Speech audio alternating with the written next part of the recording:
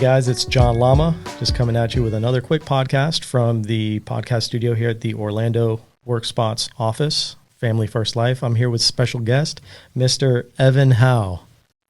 Pleasure to be here, John. From the frozen tundra of Chicago, Illinois. The frozen tundra, my friend. I'm glad you got some sun over the weekend. Lots of sun, lots of sunshine. It's been nice. It's been nice. Awesome, man. Well, I'm glad you came down, enjoyed Dial Day here at this office, and we got a chance to do this quick one-on-one because I've always known you to be such a quiet, humble guy, just like your shirt says, humble and hungry, as it turns out. When did you start with this, Evan? I started with FFL the end of the first week of October of 2021. Very specific. I love it. Yeah. What did you do before this? Before this, I was a full-time college student. I was taking online classes through Arizona State, and then I was doing a home remodeling corporate sales job in the evenings and the weekends to kind of pay the bills. Now, this guy named Jonah said that you were very successful doing that. Could you elaborate a little bit on your previous job, what that was like? Yeah, absolutely. I did very, very well within the business, but I've always just had, very, very high expectations for myself on how far I wanted to go and how far I could go. And I just was kind of capped out. And this opportunity obviously changed all that. So I just wanted more for myself. That's all. I don't like ceilings. And I consider myself slightly unemployable. So I like having my own thing as well. That's awesome. So go ahead and elaborate a little bit on what it was like for you, like getting started, your transition. Why don't you talk about that? Yeah, that's a good question. So as far as like the transition and getting started, I was very, very nervous and I was very, very scared, to be honest with you, because it's a new perspective on life, basically, because it's your own business and you have to treat it like your own business.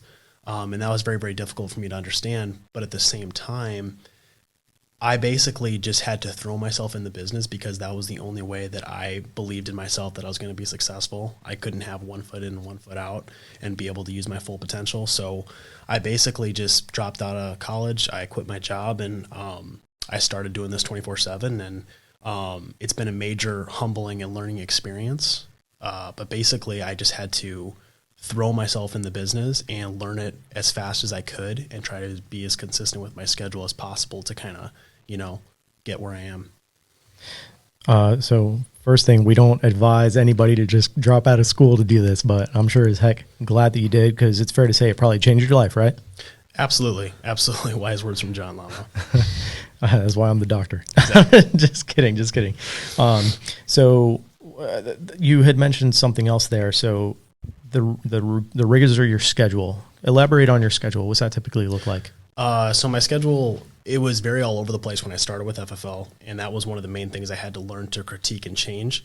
But now it's very, very detailed. Like you want like my hours, like from morning till evening? Go ahead. Yeah. So in the morning, I get up at 5:30 every morning.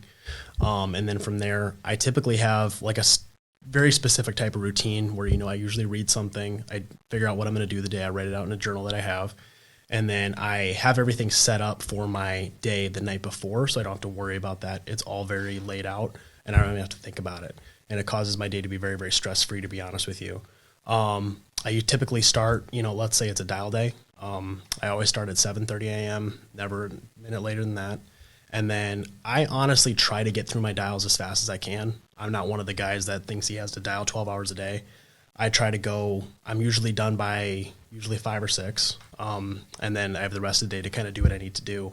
But I would say, it's all starts in the mornings and it all starts the night before. And that's the only way you're going to have a consistent schedule. That's awesome. Consistency is key, right? Absolutely. Let's talk about, as a new agent, been here a few months, you surely had some struggles.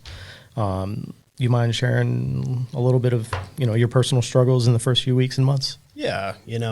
I had a lot of struggles, just like understanding the knowledge of the business, because I'm an overthinker by nature, and I would always think that I had to understand everything in order to be successful with the business. And I was so far from the truth on that. And you really don't have to know all the products. You don't have to know any of that stuff. You just have to work hard and you have to ask for help. That's really all it is.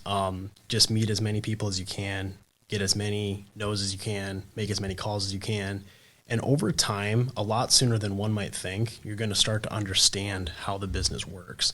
And you're going to pick up these little tidbits all the way through. And as long as you're reaching out for help, you're taking notes on a daily basis, and you give it maybe a month, even just a few weeks, and you're going to start to understand how this process works. And it just starts to be repetition on a daily basis.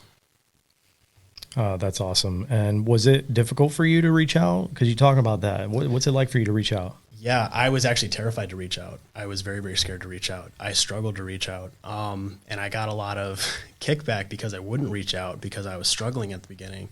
But I just really had to understand that, you have an issue or you have a problem that you need a question on. It's your job to take initiative and be assertive and make those calls and ask those questions to people that do have the answers that you don't, so that you would then have the answer next time. And that's the only way you can approach it. And I got to the point where I was calling my uplines and, people in this company that have already done what I'm doing to get those questions answered 15, 20, 30 times a day, so that I could get better at this business. And you really just have to throw your ego out of the way, because, John, the only thing that's stopping people from making those calls and asking for help is because of their ego, right? They want to understand that I'm better than this. I can do this. Maybe I can do this on my own. But in reality, you have to understand that you just started and you're learning this business. And the quickest way to learn is to understand that you're not alone, and this is a team business as well. So as soon as you understand that, you'll be part of the family. Very well said. That's very well said. Thank you. And that's, in fairness, that's ultimately how an agent will grow. Yeah. Like you just said, reaching out and having that answer to be better prepared for next time. So you're helping not only that family in the moment, but then you'll have more tools in your arsenal for the next several families to come. Exactly. Just from asking questions and reaching out. So that's awesome. You want to talk a little bit about Inhome, maybe some of the struggles or some of the ups and downs about Inhome? Yeah, I can definitely touch base on that. Real quick, I guess, as far as like Inhome goes, I try to keep things so simple, John. I really, since I'm, like I said, I'm an overthinker by nature, I try to really dumb that down a little bit and just keep it as, black and white as possible. So really what that means is when I go into the house, everybody's got their own thing, but me personally, I don't spend, 3 to 5 minutes building rapport. I don't personally do that. I go straight to the application. I go straight to the financial inventory sheet, and I start filling that out so they know exactly why I'm there. And then I understand why they want me there. And then I start going through the process. But I don't start building rapport with the client until I'm in the application, because a lot of times there's little downtime pieces while you're going through the application, things like that. And that's when I'm talking to them about their family, their dog, where they want to go on vacation. That's where I'm learning more about the client, because you're already in the process of protecting that family. You're already getting it taken care of.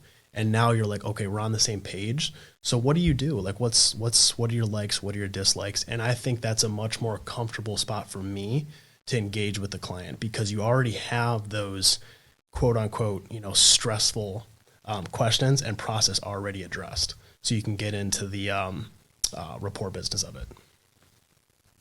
And when you say, all right, so you have a lot of appointments, you see a lot of families throughout a week, you have a very busy schedule between dial days, all the stuff you do, your, run days, your, 8 to 8, 8 to 9, Mm-hmm. And you're probably going to get a lot of no's just because of the nature of, you're still new, you're still gaining you're honing your skills. So you're not going to help every single family. And I know you personally, sometimes you take it personal. Yeah. As I did when I was new. Absolutely. So talk about like the struggle mentally when you can't help everybody. And we talk about this a lot, so don't lie. Yeah, 100%. So if I had to answer that question, John, I had to, and I still do this every single day, learn how to take your emotion out of it, because you can't help everybody. You really can't. The people that want your help and the people you're going to be able to help, they're going to give you what you need in order to help them. And the people that are not, at a certain point, you just have to understand that, okay, this is not something that, we're going to be able to do for them today. And then you have such a consistent schedule and such a heavy, schedule in place with other families that actually do need your help, and you need to focus your time on them at that point. But as far as like getting through like the emotional stress of people saying no, that was something I really had to, understand, to be okay with, because I'm not used to people telling me no. I'm really not. So when people tell me no consistently in this business, you just have to understand that it's not personal. It's usually just an excuse. You know, it's a defensive mechanism, right? You just have to be able to deflect that. You have to find some type of chink in their armor, because there's always one. And then you want to, you know, proceed that way, because if they're saying no, it's just another version of basically saying yes. You just have to figure out how to go through with that, whether that's with rapport, whether that's finding out exactly why you're in the house to begin with, and then so on and so forth. But just keep your emotion out of it. Keep it casual, keep it very relaxed, and you're just there to help them in reality. And then whether you do or don't let it affect the rest of your day. Stay even keel. Exactly. Awesome. Gonna, you know, obviously just starting off here, just coming out of convention, you know, you're going with more impulse than ever in the first few months that I've known you.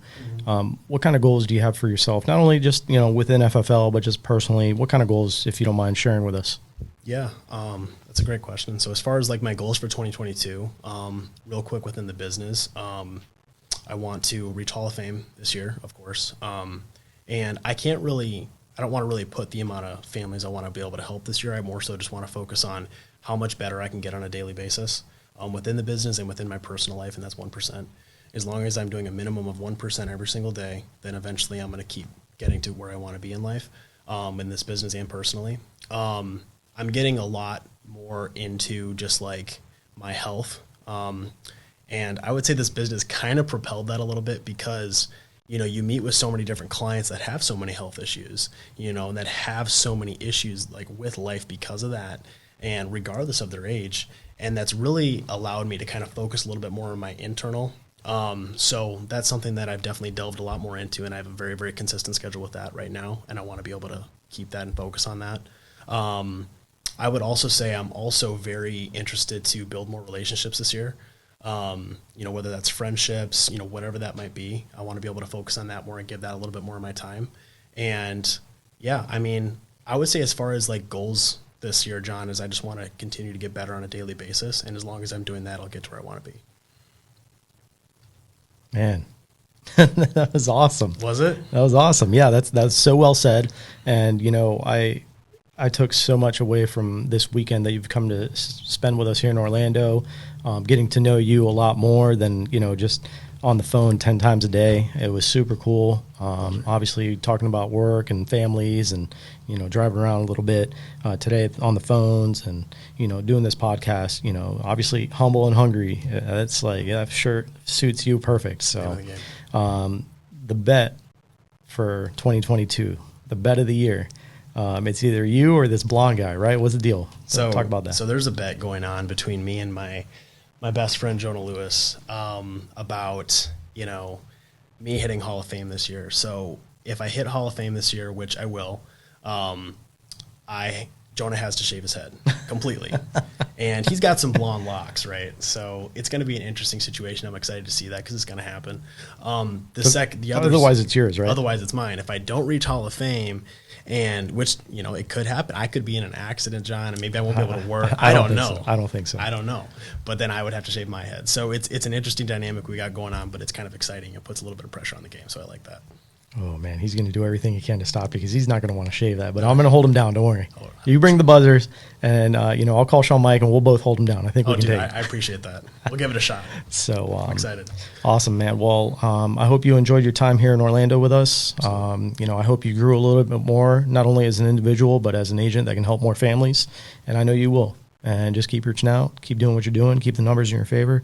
Stay persistent and consistent, and you're going to reach Hall of Fame, dude. I know you appreciate that. So thank you so much. Appreciate you, brother. And I'm sure we'll talk soon. Guys, I hope you enjoyed this. If anybody wants to reach out, talk to Evan personally, hit us up, and we'll make that happen for you guys. So thanks, guys.